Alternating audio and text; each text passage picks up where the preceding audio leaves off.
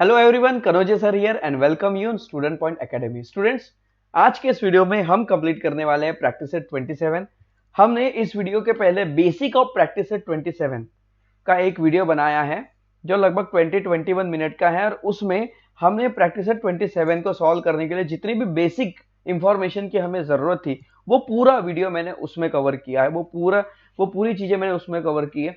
अगर आपने उस वीडियो को नहीं देखा है तो पहले आप उस वीडियो को देखिए, क्योंकि वो वीडियो आपके लिए बहुत ज्यादा इंपॉर्टेंट है। अगर आपने उस वीडियो को देखा तो प्रैक्टिस सेट 27 आप बिना इस वीडियो को देखे खुद ही सॉल्व कर पाएंगे। वो वीडियो इतना इंपॉर्टेंट है, इसलिए अगर आपने उस वीडियो को नहीं देखा तो पहले इसे यहाँ पर रोकिए, पहले वो वीडियो को देखिए, उसके बाद इस वीडियो पे आइए। ओके, सो अब आइए प्रैक्टिस सेट 27 स्टार्ट करते हैं। स्टूडेंट्स, अगर आप हमारे चैनल पर नए हैं तो फटाफट चैनल को सब्सक्राइब जरूर कर दीजिए, क्योंकि इस तरह की वीडियोस में हमेशा आपके लिए लेकर आते रहता हूं। और साथ ही हमारा जो एप्लीकेशन वो प्ले स्टोर पर आ चुका है तो फटाफट उसे डाउनलोड भी कर लीजिए। Okay, so let's start practice set 27। So students, practice set 27 का जो फर्स्ट क्वेश्चन है वो है the sum of a certain number and 3। यहां पे क्या करना है, rewrite the following using letter. हमें इसको फिर से लेटर का यूज करके इनकी इक्वेशन बनानी है और इसे फिर से लिखना है। तो ये हमने क्वेश्चन लिख लिया है, आइए इसका सॉल्यूशन लिखते हैं। ओके, जो कि बहुत इजी है। सॉल्यूशन कैसे लिखेंगे, लिखेंगे यहां पर सॉल्यूशन। क्वेश्चन को समझिए, the sum of certain number and 3। हमें क्या बोल रहा है कि एक कोई भी नंबर कौन सा है वो हमें नहीं पता, एक कोई भी नंबर और 3 इनका सम, एक कोई भी नंबर और 3 इनका सम। अब वो कोई भी नंबर क्या हो सकता है हमें नहीं पता है भाई, वो कोई भी नंबर क्या हो सकता है। तो इसके लिए हम क्या कर लेंगे, अपने मन से हम कुछ भी मान लेंगे। अब कुछ भी मान लेंगे मतलब आप 2 3 4 6 5 आपको पता ही नहीं है ना, तो आप कोई नंबर नहीं मान सकते, आपको लेटर मानना पड़ेगा, है ना। अगर कोई भी नंबर बोले तो हम 1 2 3 4 5 6 7 8 9 10 हम कुछ भी नहीं लिख सकते ना, हमें पर्टिकुलर नंबर पता होना चाहिए तभी हम लिख पाएंगे। तो पर्टिकुलर नंबर हमें नहीं पता है तो हम उसके बदले हमें किसी लेटर को सपोज करना होगा। तो हम क्या करेंगे, let the number be x. इसे आप ऐसा भी कर सकते हो, लेट के बदले आप सपोज भी लिख सकते हो, suppose the number be x. Let या सपोज इसका मतलब होता है मान लो कि वह नंबर एक्स है। भाई कौन सा नंबर है ना मुझे पता है, ना आपको पता है, ना ये क्वेश्चन बनाने वाले को पता है, ठीक है, क्योंकि ये सॉल्व नहीं होने वाला है। तो हमें बस मान लेना है कि वो कोई नंबर है, तो वो कौन सा नंबर हो सकता है। तो मान लो कि वो नंबर एक्स है, तो कंडीशन क्या बोलता है, the sum of the certain number and x. तो जो भी नंबर है उसका 3 के साथ सम। सो हम क्या करेंगे, एक्स को 3 के साथ सम कर देंगे। सर्टेन नंबर, एक्स को हमने सर्टेन नंबर माना है, सर एक्स ये सर्टेन नंबर है, सर्टेन नंबर का सम मतलब प्लस इसके साथ 3 के साथ, सो एक्स प्लस 3। सो एक्स प्लस 3 क्या कर सकते हैं, हम लिख सकते हैं कि एक्स प्लस 3 जो है वो रिप्रेजेंट करता है, represents the sum of a certain number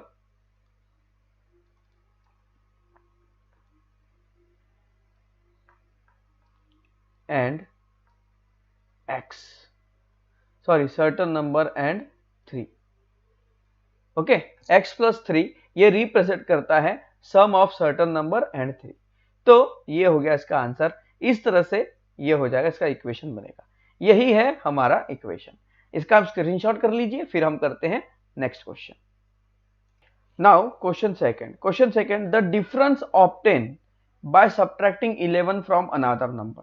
देखो डिफरेंस यहां पर बोला गया है, डिफरेंस मतलब अंतर, और जब भी अंतर की बात होती है, डिफरेंस की बात होती है, कंपैरिजन की बात होती है कि दो नंबर के बीच में कंपैरिजन हो, दो नंबर के बीच में डिफरेंस हो, ठीक है, तो इसमें हमेशा एक ही साइन लगेगा, वो होगा माइनस का।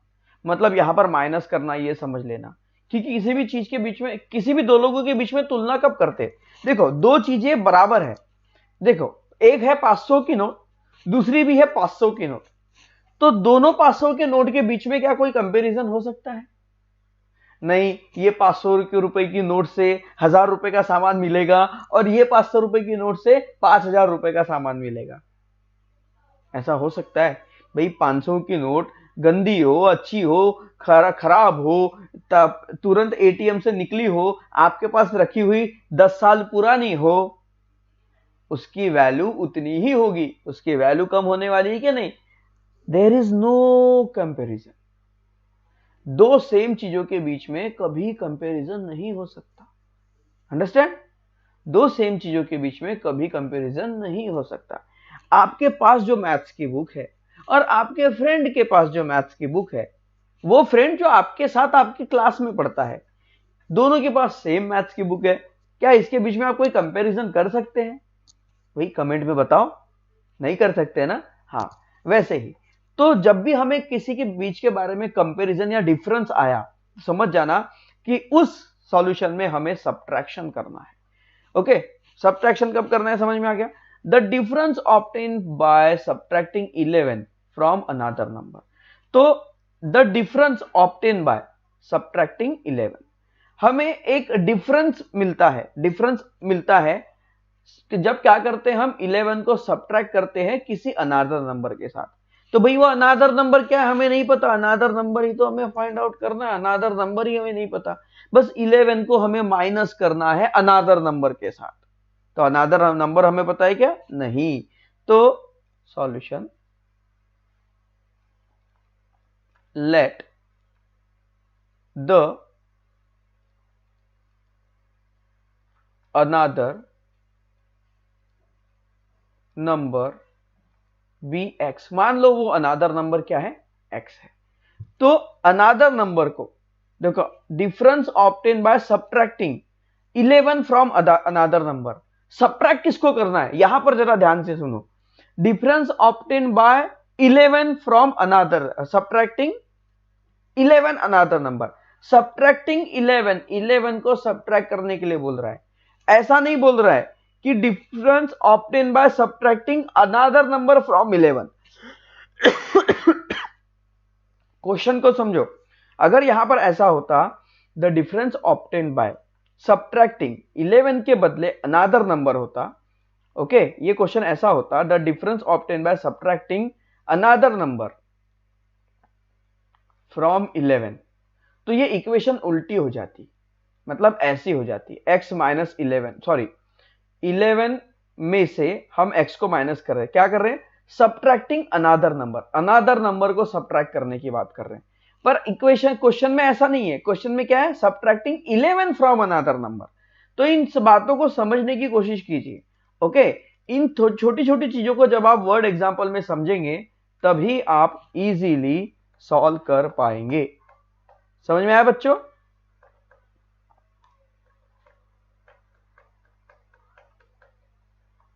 ओ हो जाए भाई।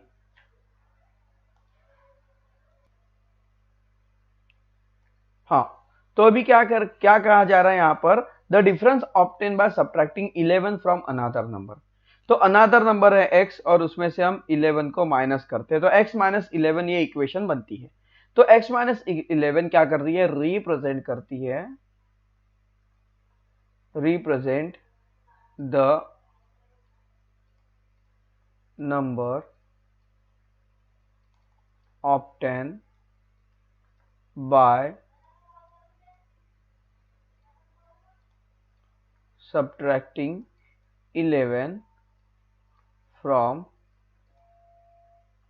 अनदर नंबर, है ना। x माइनस 11 ये जो इक्वेशन है, ये रिप्रेजेंट करती है कि हम 11 को किसी दूसरे नंबर के साथ सब्ट्रैक्ट कर रहे हैं। ओके, इसका स्क्रीनशॉट कर लीजिए, फिर हम करते हैं next question. Now question number 3, the product of 15 and another number. तो अनदर नंबर का 15 के साथ मल्टीप्लाई, ठीक है। प्रोडक्ट मतलब होता है मल्टीप्लाई, प्रोडक्ट यानी होता है मल्टीप्लाई, याद रखिए। लिखेंगे solution. Okay, let the another number be x. मान लो वो अनदर नंबर क्या है? x है। तो 15 का मल्टीप्लाई किसी x के साथ, मतलब क्या हो जाएगा? इज इक्वल्स टू हो जाएगा 15x। तो ये होगा 15x क्या कर रहा है? ये रिप्रेजेंट करता है 15x represent the product of 15 and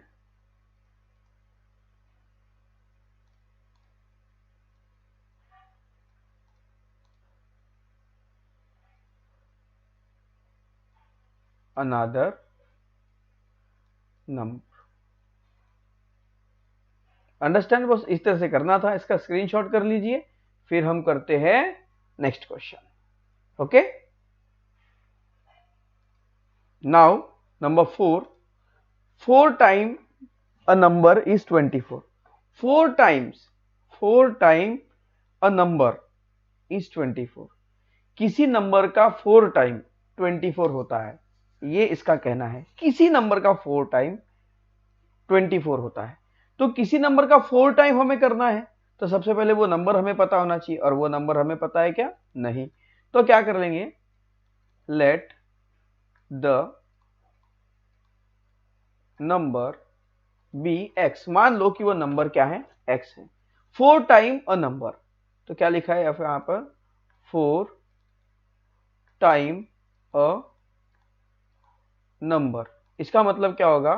4 time मतलब 4 मल्टीप्लाई, टाइम होता है मल्टीप्लाई, 4 टाइम मतलब 4 मल्टीप्लाई बाय एक्स। वो नंबर क्या है? एक्स है। उस नंबर का कितना? 4 गुना। तो हमने नंबर का 4 गुना कर लिया, तो क्या हो जाता है ये? 4 time of the number, 4 into x is equals to ये हो जाता है 4x। ओके, और यहां पर कंडीशन क्या है? 4 टाइम अ नंबर इज 24। किसी भी नंबर का 4 टाइम 24 होता है, तो 4x ये किसके बराबर होगा? 24 के बराबर होगा। तो 4x is equal to 24 is represent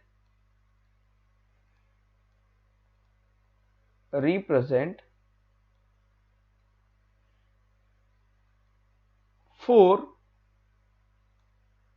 the 4 time the product of a number। बस इस तरह से इसे करना था, इसका स्क्रीनशॉट कर लीजिए, फिर हम करते हैं next question. Now question number 2, find out which operation must be done on both side of this equation in order to solve them. इन इक्वेशन को सॉल्व करने के लिए हमें क्या करना होगा? किस तरह का ऑपरेशन यहां पर करना होगा? इसे सॉल्व करने के लिए किस तरह का ऑपरेशन हमें करना होगा, बस ये पूछ रहा है। वैसे तो क्वेश्चन सॉल्व करने के लिए मैंने एक सिंपल सी मेथड बताई थी कि x इधर है तो x इज इक्वल टू 11, 9 इधर प्लस में है तो उधर 9 को बेच के क्या हो जाएगा? ये 11 के साथ माइनस में हो जाएगा। So x is equal to 9 minus 11 minus 9 is 2। ये इसका सॉल्यूशन है। पर इस तरह के मैथ्स में जो यहां पर पूछ रहा है, इसमें हमें सॉल्यूशन नहीं देना है, इसमें हमें बताना है कि भाई इसे सॉल्व किस तरह से करना है, वो एक्सप्लेन करके हमें लिखना है यहां पर। तो आपके बुक में एक और मेथड दी गई थी इसको सॉल्व करने की, x plus 9 is equal to 11। इस तरह का इक्वेशन है, तो इज इक्वल टू के इस तरफ जो नंबर होगा, इज इक्वल टू के इस तरफ जो नंबर होगा, उस नंबर को एक बार यहां माइनस करो, अगर प्लस में है तो एक बार यहां माइनस करो और एक बार इधर माइनस करो। ओके, तो ये क्या हो जाएगा? x plus 9 minus 9 0 is equal to 11 minus 9 is 2। तो x इज इक्वल टू 2। देखो हमारा आंसर तब भी 2 निकला था, अब भी 2 निकला है। दोनों मेथड समान है, पर इसमें हमें बताना क्या है? इसमें हमें सॉल्व करके क्या बताना है? इसमें हमें सॉल्व करके ये बताना है कि भाई इसमें सॉल्व करने के लिए हमें क्या करना पड़ा? दोनों तरफ 9 को सब्ट्रैक्ट करना पड़ा। तो यहां पर जो मेथड आएगी, इसका जो आंसर होगा, subtract 9 from both side. Both यानी होता है दो, बोथ यानी दो, दोनों साइड। बोथ मतलब दोनों साइड, बोथ साइड मतलब दोनों साइड। अब यहां पर x माइनस 4 है इज इक्वल टू 9, इधर माइनस है तो हम क्या करेंगे? इधर प्लस 4 करेंगे और इधर भी प्लस 4 करेंगे, जो है उसका उल्टा करना होता है। तो क्या हुआ? x प्लस 4 माइनस 4 क्या होगा? प्लस 4 माइनस 4 0 हो गया, है ना? +4 -4 क्या हो गया भाई, ये 0 हो गया, इज इक्वल टू 9 + 4 कितना हो गया, 13 हो गया। तो आंसर आएगा x इज इक्वल टू 13। तो इसे सॉल्व करने के लिए क्या करना पड़ा, एडिंग, ऐड करना पड़ेगा, 8 4 फ्रॉम बोथ साइड, दोनों साइड में हमें 4 को ऐड करना पड़ा। इसे सॉल्व करने के लिए क्या करना पड़ेगा, यहां पर देखिए 8 है, x है इज इक्वल टू 24 है, 8 यहां पर मल्टीप्लाई में है तो दोनों तरफ 8 का डिवाइड करना होगा। तो यहां पर भी हम 8 का डिवाइड करेंगे और यहां पर भी हम 8 का डिवाइड करेंगे। ठीक है, इस इज इक्वल टू को ऐसे लिख लेते हैं। तो 8 के टेबल से 8 कट गया 1 टाइम, 8 के टेबल से 24 कट गया 3 टाइम, है ना। तो आंसर क्या आया, x इज इक्वल टू 3। तो इसे सॉल्व करने के लिए हमें क्या करना पड़ा, डिवाइड बाय 8 बोथ साइड, या divide both side by 8। Okay, divide by 8 on both side, दोनों साइड में 8 से भाग देने पर, या फिर divide by 8 from both side या बाय बोथ साइड। ओके, अब x अपॉन 6, 6 जो है यहां पर डिवाइड में है, तो हम क्या करेंगे, डिवाइड का उल्टा क्या होता है, multiply.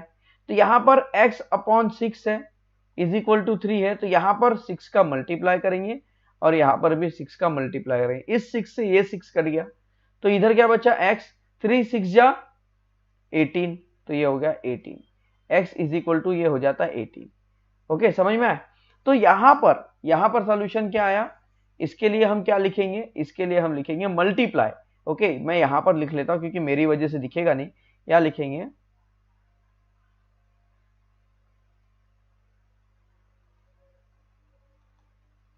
Multiply by 6 on both side, दोनों साइड में हमें 6 का यहां पर मल्टीप्लाई करना पड़ा। ये आपके मेन आंसर है, ये वाले आप डायरेक्ट इनको भी लिखेंगे तो भी चलेगा। ठीक है, मेन यही है, ये जो हमने लिखा है ना ये ही मेन है, पर ये समझाने के लिए मुझे ये सॉल्व करना पड़ा।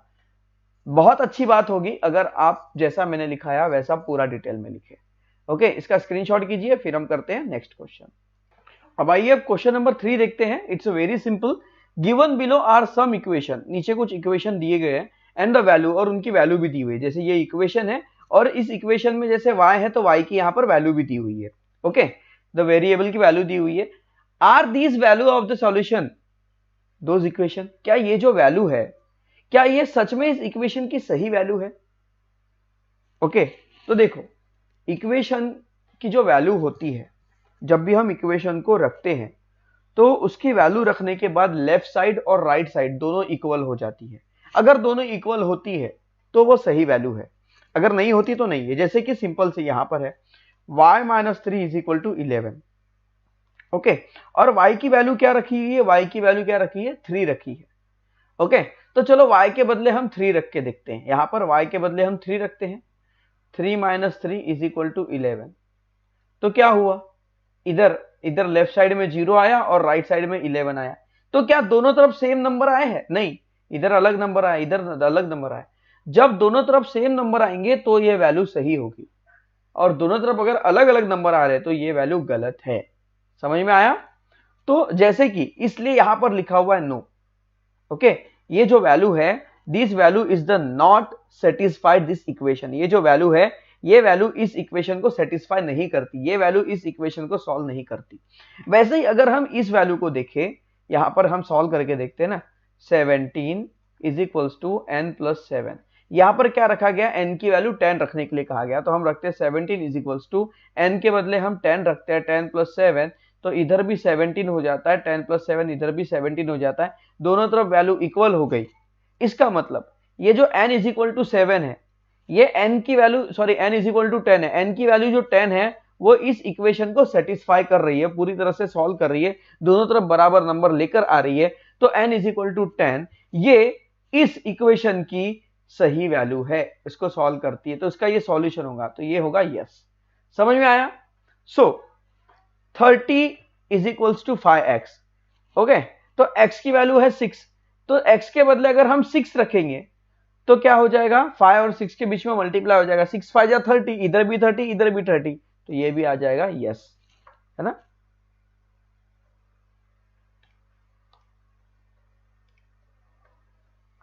वन मिनट, तो ये भी होगा यस, ओके। उसके बाद यहां पर देखिए m अपॉन 2 है और ये इज इक्वल टू 14 है। m की वैल्यू क्या रखने को कह रहा है, ये m की वैल्यू आपको 7 रखना है। तो m की वैल्यू अगर हम 7 रखे तो ये क्या हो जाएगा, m upon 2 is equals to 14 कह रहा है। m के बदले अगर हम 7 रखे तो 7 अपॉन 2 इज इक्वल्स टू 14 हो जाएगा, ओके। अब ये जो 2 है, ये जो 2 है ये डिवाइड में उधर जाकर मल्टीप्लाई में चला जाएगा, तो यहां पर रह जाएगा 7, वहां रह जाएगा 14 इंटू 2, इसी को आगे सॉल्व करेंगे तो मिलेगा 7 इज इक्वल्स टू 28। तो इधर 7 रह गया, इधर 28 हो गया और दोनों वैल्यू डिफरेंट है, तो ये इसका सॉल्यूशन नहीं कहलाएगा। समझ में आया, तो यहां पर आ जाएगा नो। बस इस तरह से इसे करना था, ओके, समझ गया आपको, इस तरह से इसे करना था। आप इसका स्क्रीनशॉट कर सकते हैं। फिर हम करते हैं क्वेश्चन नंबर 4।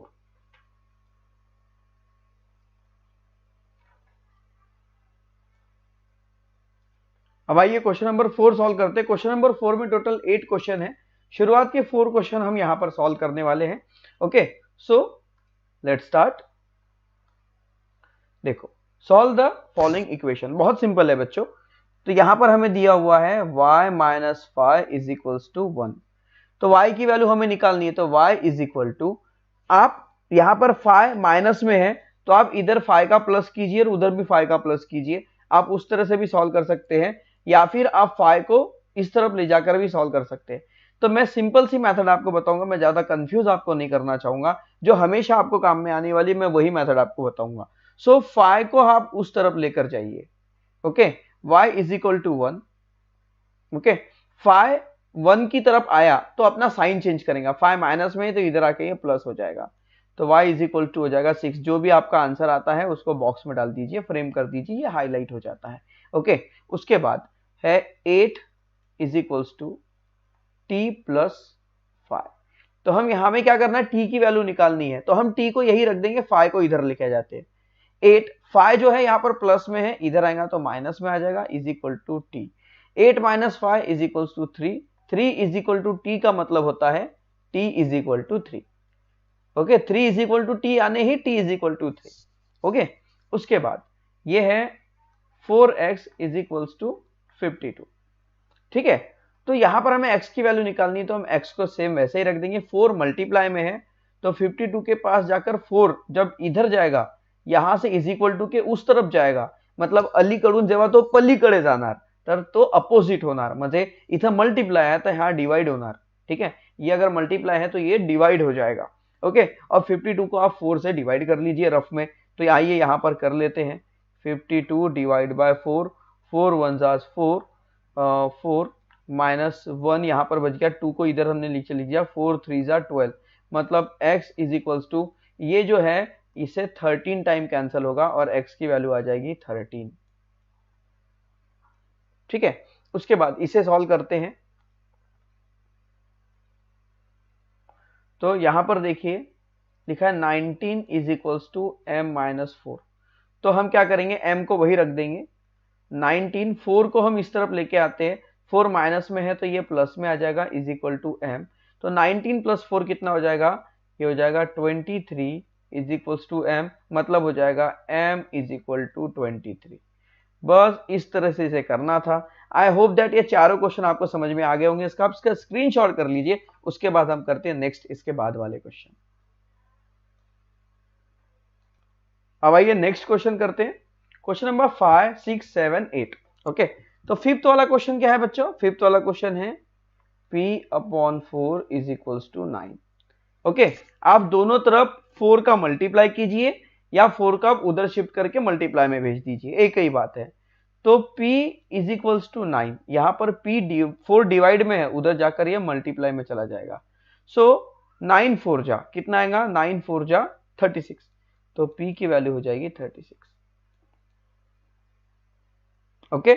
उसके बाद यहां पर क्या आएगा, x plus 10 is equal to 5। हम x को यही रख देंगे इज इक्वल्स टू 5, 10 को हम उधर शिफ्ट कर देते हैं, तो 10 प्लस में है तो उधर जाकर माइनस में आ जाएगा। समझ में आया? सो x इज इक्वल टू 10, 5 में से 10 को माइनस करना है। अब देखो यहां पर 10 माइनस में है और 5 प्लस में है, कौन सा नंबर बड़ा है? 10 बड़ा है, -10 बड़ा नहीं है, -10 छोटा होगा। ठीक है, नहीं तो बोलोगे सर आप गलत बता रहे हो। मैं गलत नहीं बता रहा हूं, मैं माइनस को छोड़ के बोल रहा हूं। माइनस अगर छोड़ दिया जाए तो यहां पर 10 बड़ा है, 5 छोटा है। कौन सा नंबर बड़ा है? जो नंबर बड़ा है उसका साइन क्या है? जो नंबर बड़ा होता है उसका अगर साइन प्लस है तो आंसर में प्लस आएगा, जो नंबर बड़ा है उसका अगर साइन माइनस है तो आंसर में माइनस आएगा।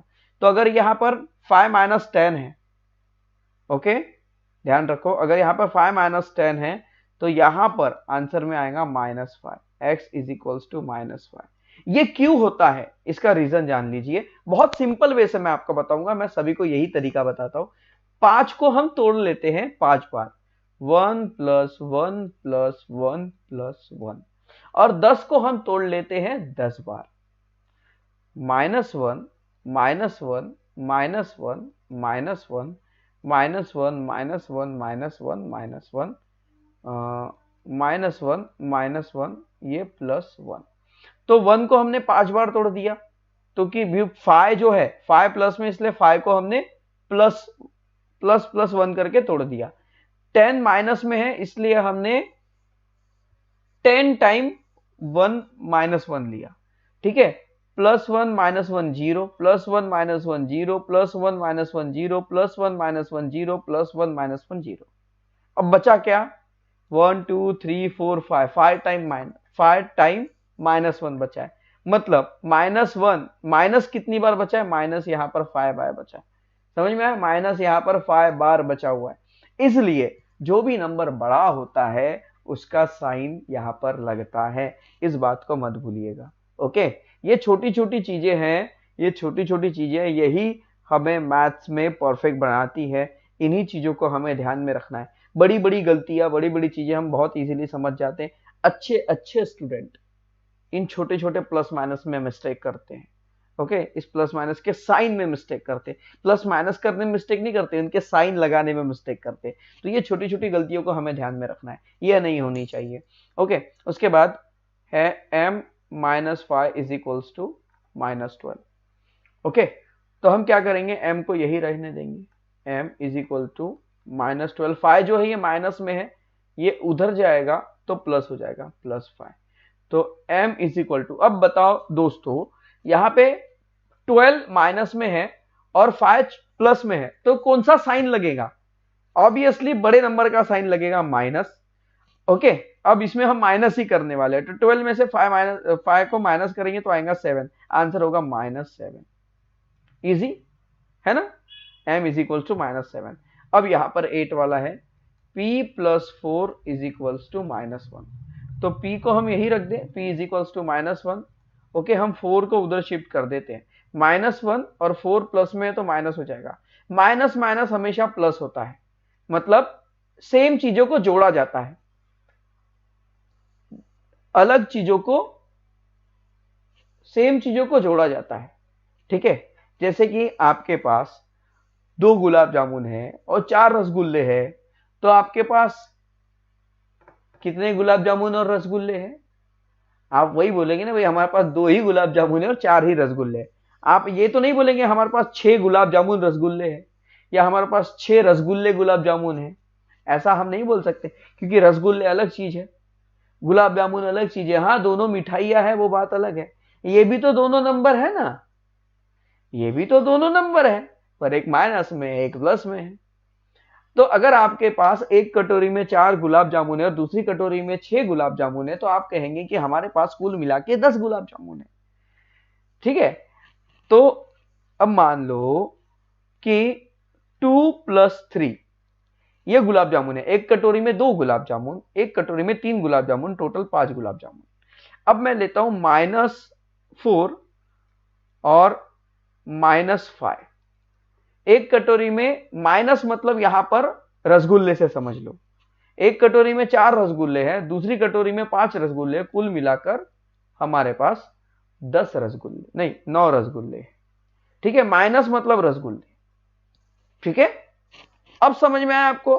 सेम नंबर को हमेशा सेम टाइप, सेम साइन हमेशा ऐड होता है, अपोजिट साइन क्रॉस होता है, सेम साइन जो है वो ऐड होता है।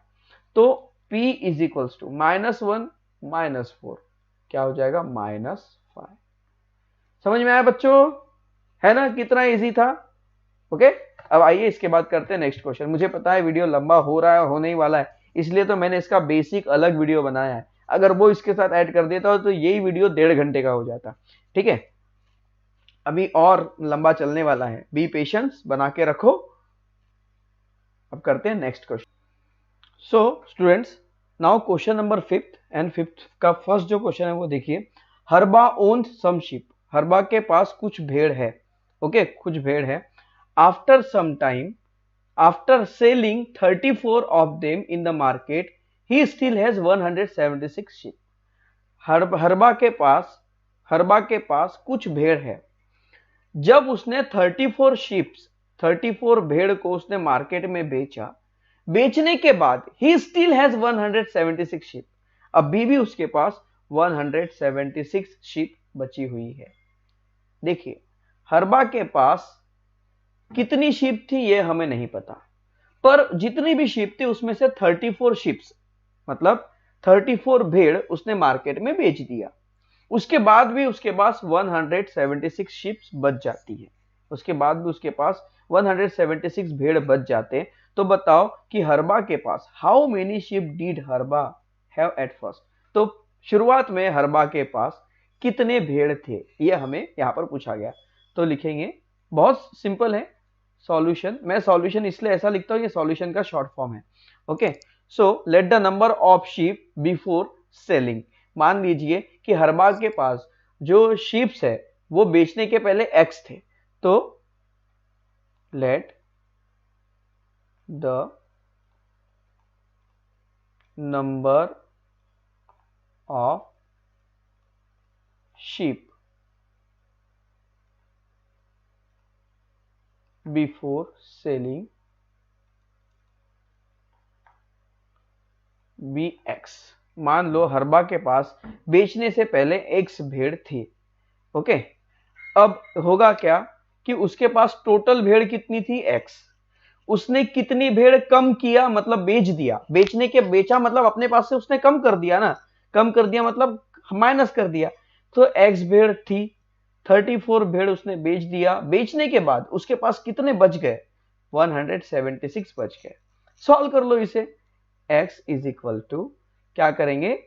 x इज इक्वल टू 176, 34 यहां पर माइनस में, उधर जाएगा तो प्लस हो जाएगा, ओके। इसको ऐड करेंगे तो 6 + 4 इज 10, 10 के 0 कैरी 1, 7 + 3 + 1 इज 11, 11 के 1 कैरी 1, और ये 1 + 1 2। तो उसके पास शुरुआत में 210 भेड़ थी, ओके। ये हमारा आंसर मिल गया। हम अपना आंसर क्या लिखेंगे लास्ट में? हाउ मेनी शीप डिड हरबा हैव एट फर्स्ट। ये क्वेश्चन पूछा है, इस क्वेश्चन का हमें आंसर लिखना है। हाउ मेनी के बदले लिखेंगे 210 शीप डिड हरबा हैव एट फर्स्ट। मतलब हरबा के पास पहले 200 भेड़, 210 भेड़ थी। समझ में आया? ये इसका आंसर था। आई होप दैट ये आपको समझ में आ गया होगा। फटाफट इसका स्क्रीनशॉट कर लीजिए, फिर हम करते हैं next question. So now second question. Sakshi prepared jam at home and filled in bottle. Sakshi ने अपने घर में जैम बनाया और उसने बॉटल में भर दिया। After giving away 7 of the bottle to her friend, she still has 12 for herself. उसने जैम बनाया और उन जैम को 7, मतलब बॉटल में भर दिया। कितनी बॉटल में भरा हमने नहीं पता, उसने सिर्फ बॉटल में भर दिया। उसके बाद बॉटल में भरने के बाद 7 बॉटल उसने अपने फ्रेंड में बांट दिया। उसके बाद भी साक्षी के पास 12 बॉटल और जैम से भरी हुई बच जाती है। तो पहला क्वेश्चन है how many bottle had she made in all, तो ये बताइए कि कुल मिलाकर उसने कितनी बॉटल बनाई थी, ये पहला क्वेश्चन। दूसरा, if she field 250 gram of jam in each bottle, अब मान लीजिए वो एक बॉटल में 250 ग्राम जैम भरती है, तो what was the total weight of the jam she made, तो उसने जो जैम बनाया है उसने कुल मिलाकर टोटल कितना जैम बनाया था कि उसने इतनी सारी बॉटल में उन जैम को भरा। ठीक है, तो दो तरह के क्वेश्चन है यहाँ पर। तो दो तरह के क्वेश्चन मतलब पहला क्वेश्चन हम सॉल्व करेंगे।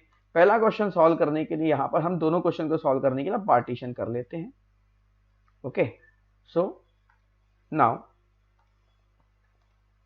लुक हियर, पहला क्वेश्चन क्या बोलता है कि सबसे पहले हमें पहले क्वेश्चन में फाइंड आउट करना है कि how many bottle had she made in all, कुल मिलाकर उसने कितनी बॉटल बनाई थी।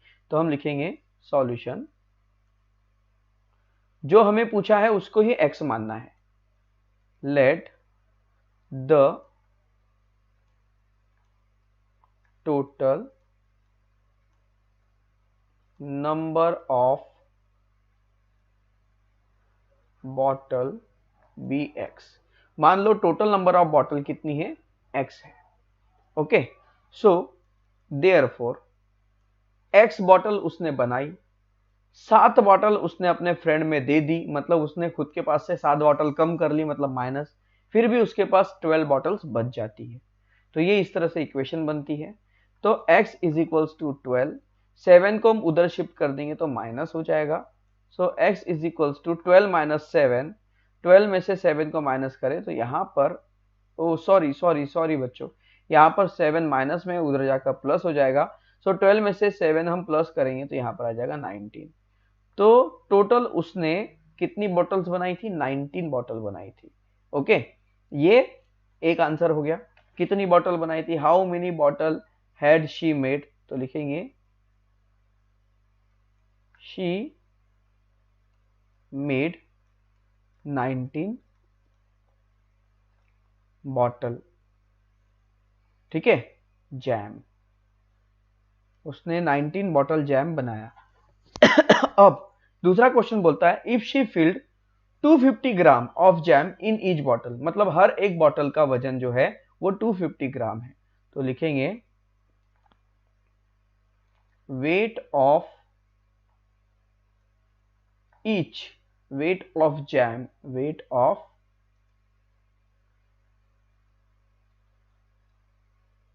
Of jam in each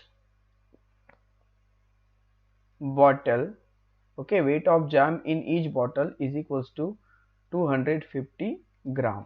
okay, एक बॉटल में जैम का जो वजन है वो 250 ग्राम है, हमें टोटल वेट निकालना है। So total, therefore total weight of jam, total weight क्या होगा नंबर, टोटल वेट मतलब जितनी बॉटल है उसको मल्टीप्लाई कर दो जैम के वेट के साथ। ओके, तो जब हम इन दोनों का आपस में मल्टीप्लाई करेंगे तो हमें इसका आंसर मिल जाता है 4750 ग्राम। इसे हम केजी में कन्वर्ट कर देंगे तो देयरफॉर ये आ जाएगा 4.75 केजी। ठीक है, तो total weight of jam, therefore total weight of jam is equals to, यह आ जाएगा 4.75 केजी। ओके, बस इस तरह से इसे करना था और आप इसे ऐसे फ्रेम कर दीजिए। ओके, आई होप दैट ये क्वेश्चन आपको जरूर समझ में आ गया होगा और इसमें कोई कंफ्यूजन नहीं होगा। आप इसका स्क्रीनशॉट कर सकते हैं, फिर हम करते हैं next question. So students, now next and the last question of this practice set, Archana bought some kilogram of wheat, अर्चना ने क्या किया, कुछ किलो गेहूं खरीदा। अर्चना ने कुछ किलो, 1 मिनट स्टूडेंट,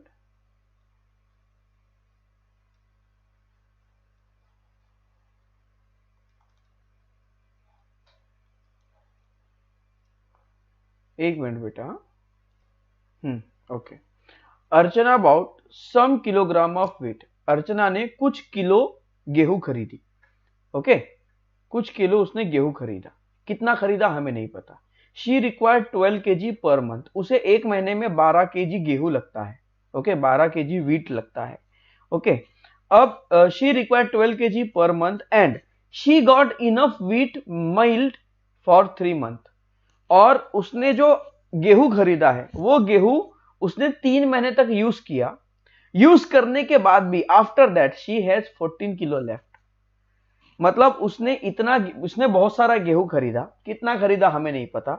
अब गेहूं खरीदने के बाद हमें पता चलता है कि उसे एक महीने में 12 किलो गेहूं लगता है। ठीक है, अब उस खरीदे हुए गेहूं को उसने 3 महीने तक यूज किया। 3 महीने तक वो गेहूं को यूज करने के बाद भी 14 kg लेफ्ट हो गया, उसके पास बच गया 14 kg गेहूं और बच गया। So how much wheat had Archana about together. तो बताइए कि अर्चना ने कुल मिलाकर कितना केजी व्हीट खरीदा है ना। इट्स सिंपल क्वेश्चन, समझ गया आप इजीली कर लोगे। आइए इसका सॉल्यूशन लिखते हैं। सॉल्यूशन में सबसे पहले हमें कितना किलो गेहूं उसने खरीदा यही नहीं पता, तो उसी को हम सपोज कर लेंगे। Let the total weight bought by Archana, total wheat bought by Archana be x kg। ऐसा हम मान लेंगे। लेट द टोटल wheat bought by Archana be x kg। मान लो अर्चना ने कुल मिलाकर x kg गेहूं खरीदा। ओके, वो क्या करती है, एक महीने में 12 kg गेहूं यूज करती है। ओके, तो wheat use in 1 month,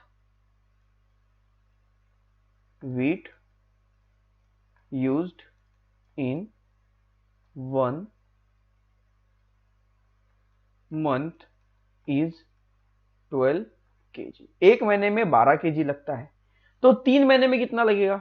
Therefore wheat use in 3 month, wheat use in 3 month is equals to 12 multiply by 3 is equals to 36 kg।